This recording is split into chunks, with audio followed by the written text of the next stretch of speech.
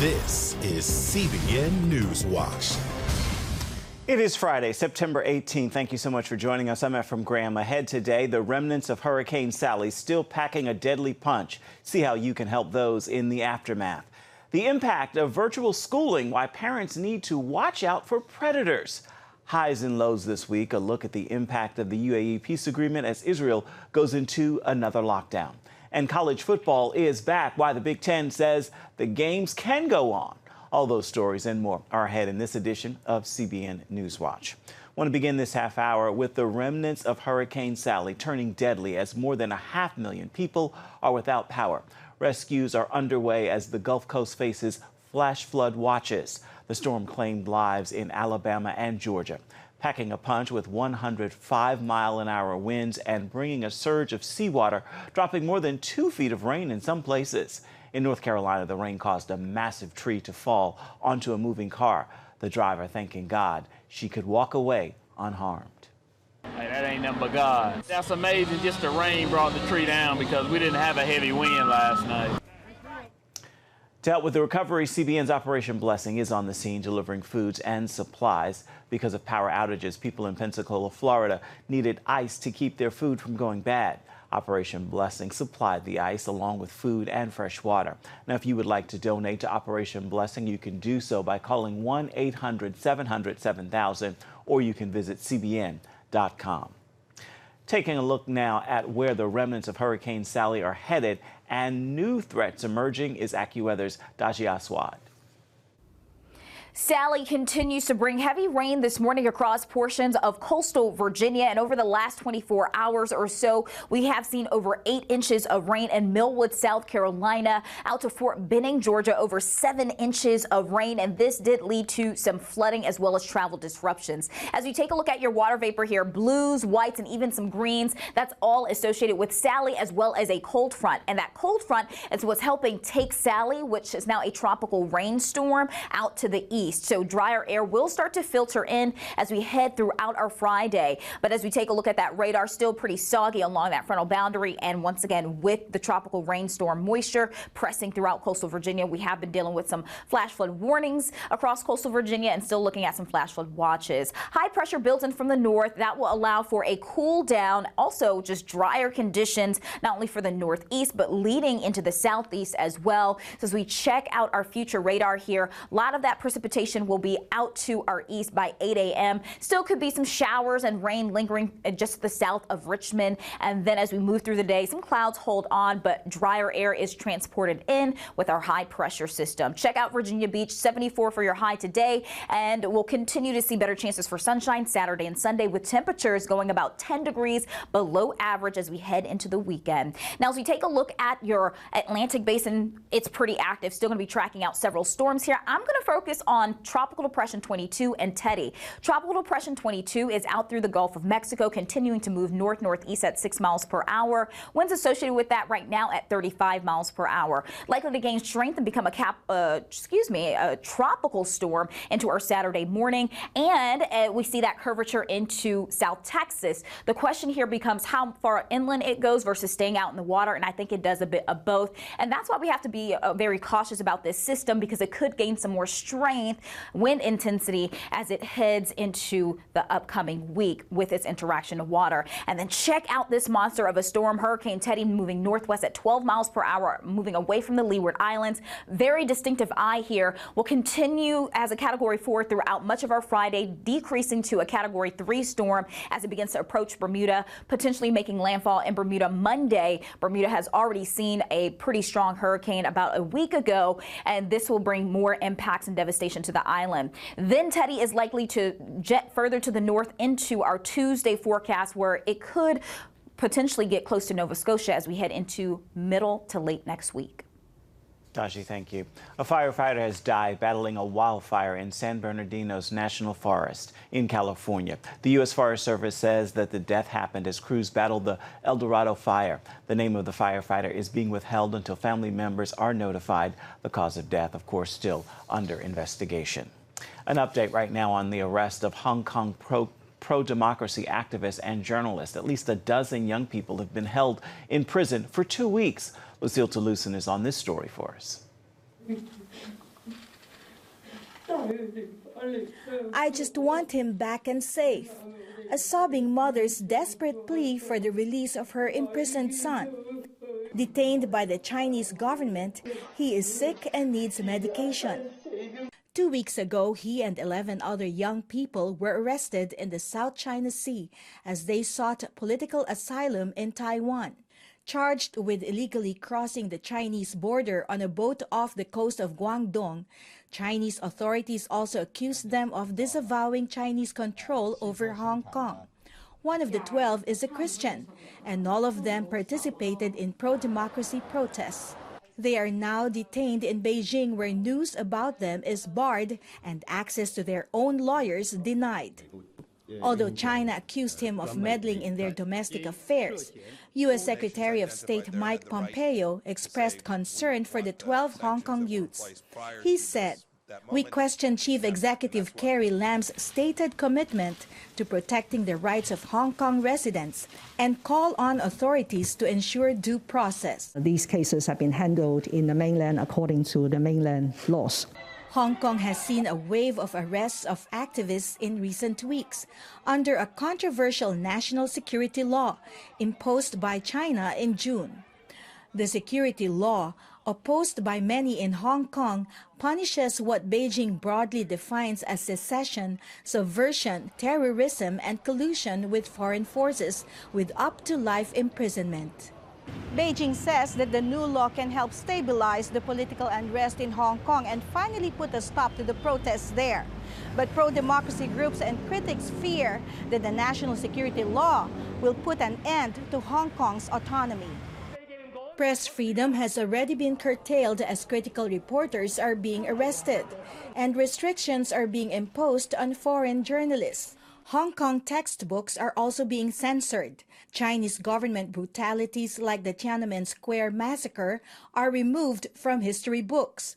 Religious primary textbooks are also being used for Chinese propaganda.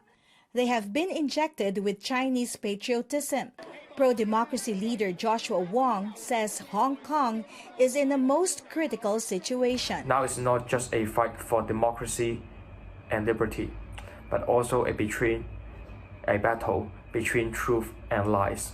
I love Hong Kong a lot, and I will continue my commitment to the democracy movement until the day we see the brighter future in our homeland.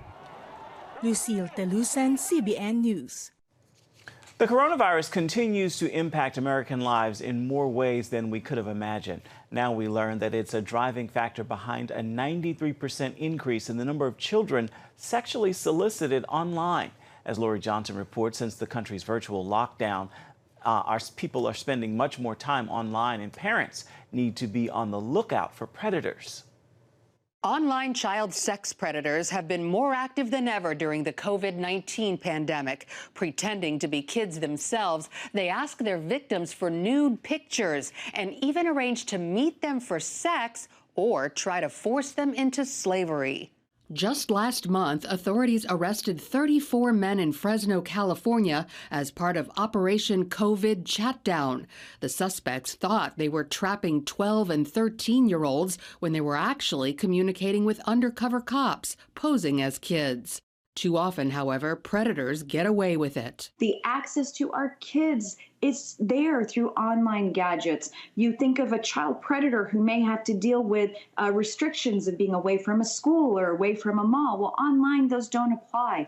They're looking for kids. They're just, like cockroaches all over the online world looking for kids to target. As the head of a leading crime prevention organization, Rania Mankarius says parents need to understand the extent of this sexual exploitation and warn their children to be on their guard. I'll always say that a predator's greatest wish is that the family stays naive, that the parents are naive, that the kids are naive. It gives them an open segue into the house. She says predators use phones, tablets, and computers to reach kids through social media sites. And we're not just talking about Facebook, Instagram, and Twitter. Kids are drawn to the latest popular apps like TikTok almost weekly. Parents can keep up through websites like Crime Stoppers and others. They are really detailed in walking parents through dangers and trends and how to protect their phones. You can actually go through this whole questionnaire about what kind of computers you use, what type of firewall you have. Do you use, Chrome or Google, or what search engines you use, what apps, and it will literally create a customized platform for you or directions on how to protect your kids, and it will rate the apps and share what's wrong with them. Parents also need to literally look at each app on their kids' phones and check them out on the App Store. Many don't know that Apple apps, for example, carry age ratings which identify sexual content and nudity. Children must never reveal their location and should double-check apps like Snapchat, which track automatically. So we encourage kids to disable, whenever possible, GPS tracking devices from any of these apps, because beyond not overtly sharing information, you can be sharing that information without even knowing, just by having the phone in your pocket. Most important, kids need to understand they should never meet in person someone they've gotten to know online. In fact, they should tell their parents and perhaps even the police if someone they met online is pressuring them to get together face to face. Lori Johnson, CBN News. Israel celebrates the start of a new year as a nationwide lockdown is put into place. Coming up, we're going to have a look at how the country is celebrating Rosh Hashanah this year.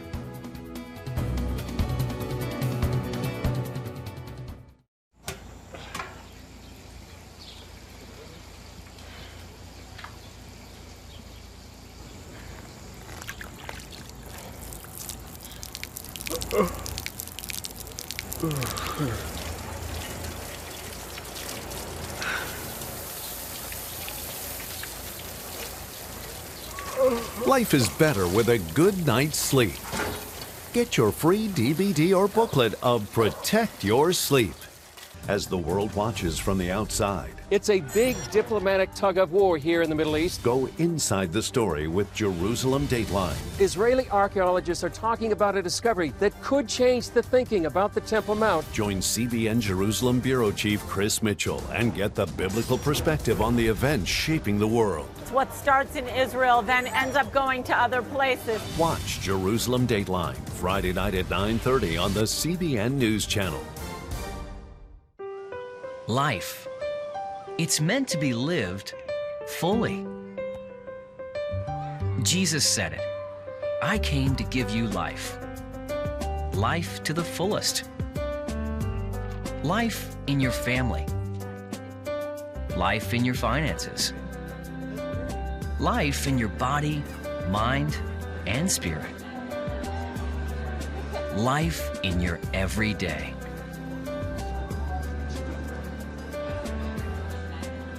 At CBN.com, we're taking what Jesus said seriously.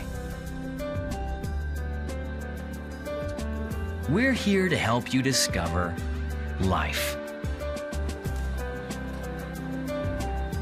Life. Live it fully. CBN.com.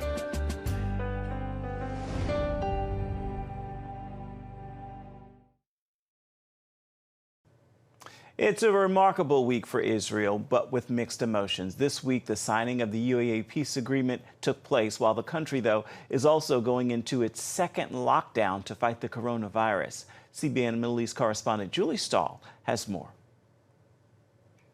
You know, this week had some incredible highs and lows in Israel. It began with Israeli Prime Minister Benjamin Netanyahu when he headed to Washington for the signing of the two peace agreements with the UAE and Bahrain. And then it culminated in what he considered to be decades of work, which he said were a pivot in history.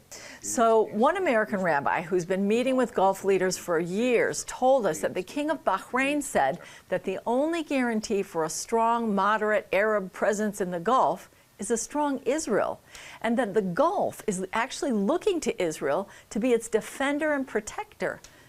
Now, these new alliances put Iran and Turkey and even the Palestinians kind of on the opposite side now in the Middle East, because, you know, Iran thought for a long time that as long as it was against Israel, that the Muslim Arab states would also be on its side. But now everything is changing. So Israel is looking forward to the investments and the tourism, and for many Israelis, they're talking about they're ready and they're eager to visit the Gulf states. Israelis love to travel, and they want to see the country, they want to meet the people. The only possible sticking point is that for some Israelis, if Netanyahu agreed to halt the plans to extend Israeli sovereignty over Judea and Samaria permanently, that would be like a no-go. But most Israelis, all in all, they're pretty positive about these agreements. And of course, then the Palestinians are not so happy with it because they called it a stab in the back. Even during it was like right when the foreign minister of the UAE started talking, they started launching rockets from the Gaza Strip at Israel. And now, just a few days later, though, Israel has entered its second coronavirus lockdown. And that's because the number of positive cases has skyrocketed, more than 5,000 per day, with more than 1,100 deaths. You know, if you remember back in May, Israel was like the model country and squelching the virus. But now, many are saying they opened up too soon, it was too fast, and now they're in a big, what Israelis call balagan, a big mess. So even Israel's president, Reuven Rivlin, he addressed the nation and he apologized. He said the government had mishandled the pandemic, and he urged them to get it right this time. You know, one of the reasons the government says that it's imposing this lockdown is because last week they said the medical system raised the red flag and said, you know, they're on the verge of collapse. But now there's a group of medical and science and other professionals that are saying, no, that's not true. And if the system's on the verge of collapse, it's not because of the coronavirus. They want the Supreme Court to stop the lockdown altogether. They say there's other ways of dealing with this, and that the information that the government is basing its decisions on is all hidden, and nobody knows what those statistics really are. You know, in the meantime, what should have been like a happy time of gathering together for a festive meal tonight with family and friends on Rosh Hashanah, it's turned into another time of isolation. You know, Israelis were isolated during Passover, and they were sure by the time we came to the fall holidays that this would be finished. And now they're in another lockdown. And the lockdown is supposed to last for 3 weeks, which is just through the entire high holiday period. But one Israeli, he told us that it might actually be good for everyone if they're forced into this period of reflection and being by themselves more. He said he thought that would mean that next year many more people would go to synagogue and that people would actually become stronger from this. You know, that's just one of the comments that you can hear from Israelis about the lockdown on this week's Jerusalem Dateline, where we're also going to take a look at the UAE deal and the lockdown, more of what Israelis said about both those things. We also have a story about the amazing history of Israel's Iron Dome rocket defense system, as told in a new documentary. And of course, we're going to give you some stories on the holidays. So for now, we're going to say Shana Tova, Happy New Year to you from Jerusalem. Julie, thank you. I want to remind you, you can catch Jerusalem Dateline this evening at 9:30 Eastern, and you'll find that on the CBN News Channel. Still ahead, it's game on for college football. Coming up in sports, Sports Director Sean Brown is here to look at the changes the Big Ten is making to put players on the field. We'll be right back. On October 1st, 1961, history was made when a tiny station began transmitting the first signals of the Christian Broadcasting Network. CBN, the Christian Broadcasting Network. And now, a new era has begun with the all-new CBN News Channel. Just moments ago, the Iron Dome intercepted an incoming rocket right on the Gaza border. Administering in this area, spiritual warfare is definitely involved. A 24/7 news network, bringing you the news you want from a source you can trust. In Kenya, 40% of the medical services are actually provided by these Christian hospitals. Let's talk about the economy. Believers here are joining together to win people to Jesus Christ. All your favorite shows now in one place. Go to CBNNewsChannel.com to find out how to get the CBN News Channel on your TV all day, every day. CBN News.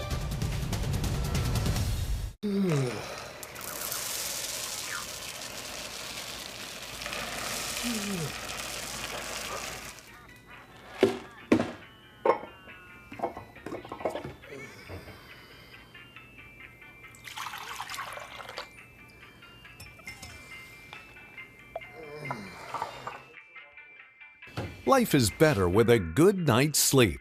Get your free DVD or booklet of Protect Your Sleep today. Life. It's meant to be lived fully. Jesus said it. I came to give you life. Life to the fullest. Life in your family. Life in your finances. Life in your body, mind, and spirit. Life in your everyday. At CBN.com, we're taking what Jesus said seriously. We're here to help you discover life. Life. Live it fully. CBN.com. College football is back this fall. The Big Ten will continue. Leaders in the conference made the decision this week. And Sports Director Sean Brown joins us now to talk more about the safety measures that will take place, of course, in light of the coronavirus pandemic. So, Sean, what medical advancements have allowed the Big Ten to reverse its decision? Good morning, Ephraim. Yeah, man, it looks like football is coming back, man. The teams have decided to move forward in the Big Ten Conference. The safety measures right now with rapid testing, where they can take a mucus swab in your nose or throat, they're able to get results, whether you're positive or negative for the coronavirus, within roughly 15 minutes. And if they're conducting these tests daily, I mean, they've put a chief inspection officer on each campus, or at least there will be one designated for each school to make sure that these tests are taking place, to monitor results. And look, if the NBA is doing it, it's working for the NFL so far, and they're able to move forward. Big Ten Conference is saying, look, we can do this as long as we kind of practice somewhat of that bubble atmosphere. So, yeah, that's because of those safety measures and the ability to be able to test daily and get quick results. They're moving forward with fall football. Rapid test, the game changer. So how is this calendar going to look? Do we know when the games will begin? Well, the games will begin the weekend of October 24th. It looks like there's going to be an 8 to 9 week season. They'll play a conference championship, which will conclude on December 19th, which is just before the committee decides on who's going to move forward into the playoffs. And so they'll have somewhat of a season. It's a half season, roughly, because they're usually about 13 games. But hey, man, 8 games, 8, 9 games, we'll take it with a conference championship, and then the consideration to move forward into the postseason. So we'll take it, man. Football's back, and I'm excited about it. Yeah, we will take what we can get as long as they're safe. Some college football players opted out and will start prepping for the NFL draft. Are those athletes able to opt back into the league? I'd wager so, just only because of the circumstances. I mean, if a player decides not to play to enter the draft, more than likely they're not going to return unless they need the numbers. Like if it's going to benefit their draft stock, I'd wager that they're actually going to try to return back to school, and I'm sure schools will allow them to return. But in most cases, if they declare for the draft, their decision's made. They're confident in what their stock is, and so they may stick to it. It just depends on what their numbers look like, what their draft stock looks like. And so I'd wager that they'd be able to return if they decide to do so. As excited as we are about the return, we have to ask this question. Could the games be postponed again? I don't think so at this point. It looks like it's working. The only way games will be canceled is if it looks like more than 15% of the team has coronavirus or tests positive for coronavirus. They may shut that team down, but I don't foresee them canceling games at this point. If it's an 8-week season specifically to the Big Ten, I'd wager that they're going to continue with that through the season, and so I don't see them casting. And look, man, I expect some great football. This is the coach's dream because players are going to be more focused than ever. I mean, playing in a bubble, students are back on campus, but with those perimeters, these guys are going to be more focused than ever, man. We're going to see some great football. So I don't think they're going to cancel the season, man. I hope not. Yeah, this might be the most intense season we've seen yet, Sean. It's going to be intense, man. These guys are going to be focused, man. I love it. I love it. Sean Brown, thank you so much. Much appreciated. Thank you, brother. Stay with us. We're coming right back.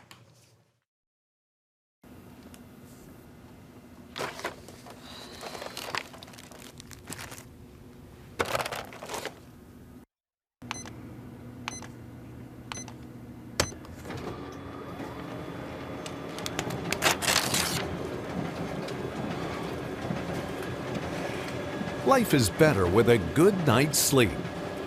Get your free DVD or booklet of Protect Your Sleep today. I'm Efrem Graham, and this is Studio 5. Cruise with me as I discover the good things happening in the world of music, sports, television, and movies. The fact that Ryan Coogler was going to be directing the film, I knew that something special was going to happen. We'll chat with artists at the forefront of entertainment and explore the connection between popular culture and faith. I asked my pastor, I said, well, does that mean I'm supposed to be a preacher? He says, well, no, you already have a pulpit. Watch Studio 5 Wednesday night at 9:30. Remember for a moment what it was like to be a child. You believed every story you were told. You saw a world full of endless possibilities. What stories will the world's orphaned and at-risk children believe? We believe the Bible tells the only story truly worth believing. We believe that every child should have the opportunity to dream, the chance to take challenges and turn them into possibilities, the chance to stand on the promises of God, to recognize their place in the greatest story ever told. They have their whole lives ahead of them. Theirs is a world of endless possibilities. They are looking for a story to believe. We will tell them that story. Will you join us?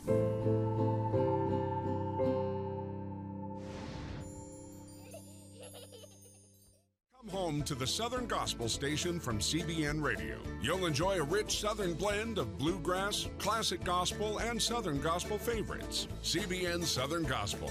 Available now at cbnradio.com.